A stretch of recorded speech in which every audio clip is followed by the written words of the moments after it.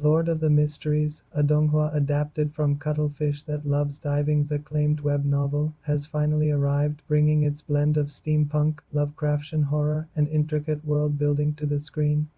With BCMA Pictures at the helm and Tencent's backing, the series promises a faithful adaptation of Klein Moretti's journey in a Victorian-inspired world of mysticism and danger. Having watched the first two episodes, here's a detailed review and my first impressions, complete with spoilers for those eager to dive into the fog of mysteries.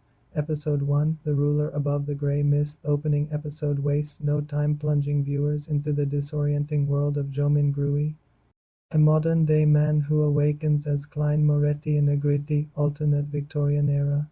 The first scene is striking. Klein finds himself with a gunshot wound to the head, a revolver in hand, and a cryptic diary entry hinting at a ritual gone wrong. The pacing is brisk, covering roughly the first 14 chapters of the novel, as confirmed by early screenings. The animation, boasting 1000 frames per minute, is a visual feast, dark, moody, and drenched in a black and white palette with splashes of crimson blood, perfectly capturing the story's eerie tone. Klein's initial confusion mirrors the audience's as he navigates Tingen City, a steampunk hub of gas lamps and occult secrets. The episode introduces key elements like the Nighthawks, a supernatural task force, and the mysterious grey fog where Klein inadvertently conducts a ritual, summoning strangers to an ethereal tarot club meeting. Here he adopts the persona of the Fool, a godlike figure, despite being utterly clueless. An ironic and gripping setup. The standout moment is the dream sequence where Nighthawk Daily, depicted as a haunting demoness, probes Klein's mind, with visuals rivaling Inception's surreal flair. However, the episode's ambition to cram so much content occasionally sacrifices clarity. The rapid introduction of characters like Melissa, Welch, and Dunn feels rushed, and some world-building details like the Beyonder potion system are glossed over, potentially confusing newcomers. Still, the mystery of Klein's transmigration and the atmospheric animation keep you hooked. Episode 2, The Nighthawks and the Tarot Club. Episode 2 slows down slightly to flesh out Klein's new reality.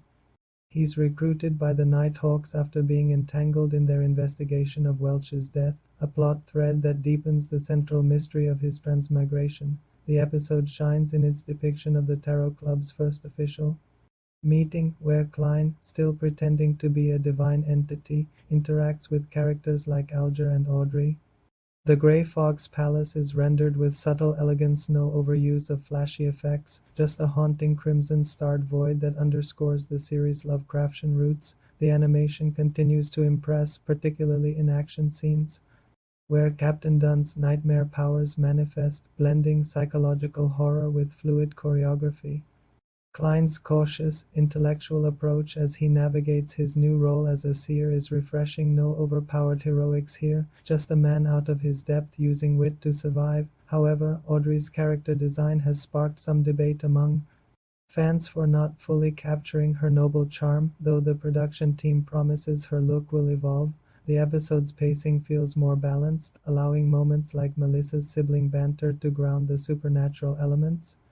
Yet the English subtitles based on the Chinese dub occasionally feel stilted, reflecting the novel's translation issues. Despite this, the plot's momentum builds as Klein uncovers clues about the Antigonist notebook, setting the stage for deeper conspiracies. Lord of the Mysteries lives up to the hype as a Donghua that could rival top-tier anime. Its strengths lie in its faithful adaptation thanks to Cuttlefish's involvement and stunning visuals that capture the novel's gothic, otherworldly vibe. The 30-40 minute episode length allows for richer storytelling, a rarity in animation that pays off with nuanced character moments and layered mysteries. Klein's portrayal as a rational, flawed protagonist is a highlight, offering a fresh take on the isekai genre. That said, the dense world-building and rapid-fire plot points may overwhelm those unfamiliar with the novel.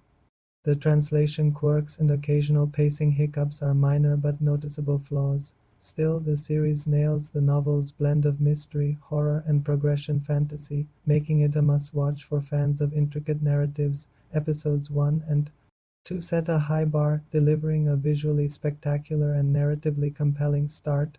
the show balances fidelity to the source material with creative flourishes, like the dreamlike tarot club sequences that enhance the viewing experience. If BCMA Pictures maintains this quality, Lord of the Mysteries could redefine Donghua's global impact. I'm already eager for episode 3 to see how Klein's journey as the Fool unfolds, available on WeTV and Crunchyroll starting June 28, 2025. Rating 9/10 for a captivating start with room to grow.